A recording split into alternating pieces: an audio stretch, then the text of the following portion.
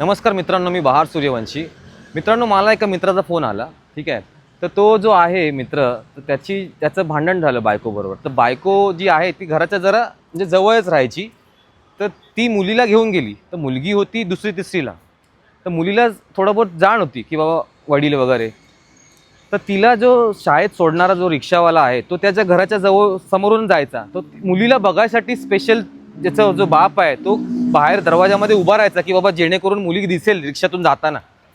तर ते रिक्षावाल्याने बघितलं आणि तो काय करायला लागला, मग सकाळी तिच्याकडनं गेले तिला घ्यायचा मुलीला आणि पहिले ह्यांच्या घरी सोडायचा आणि नंतर बाकीची मुलं गोळा करायला जायचा आणि गोळा करून आल्यानंतर शेवटी मग हिला घ्यायचा. म्हणजे ॲटलीस्ट जेणेकरून 5 मिनिटं का असे ना मुलगी बापाजवळ राहील आणि बापाला मुलीचं प्रेम मिळेल. म्हणजे तिसऱ्या व्यक्तीला समजतं की बापाला मुलीचं प्रेम गरजेचं आहे, पण तिच्या आईला नाही समजत.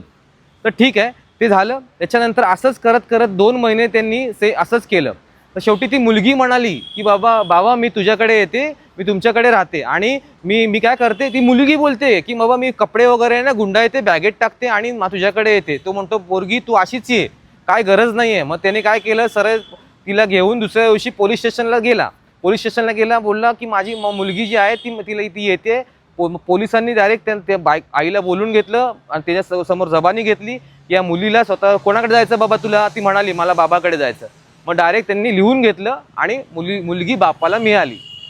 तर ही इन्फॉर्मेटिव्ह व्हिडिओ जर तुम्हाला आवडली असेल तर शेअर करा, लाईक करा आणि जो रिक्षावाला देवदूत आहे की नाही ते मला सांगा. जय हिंद, जय महाराष्ट्र.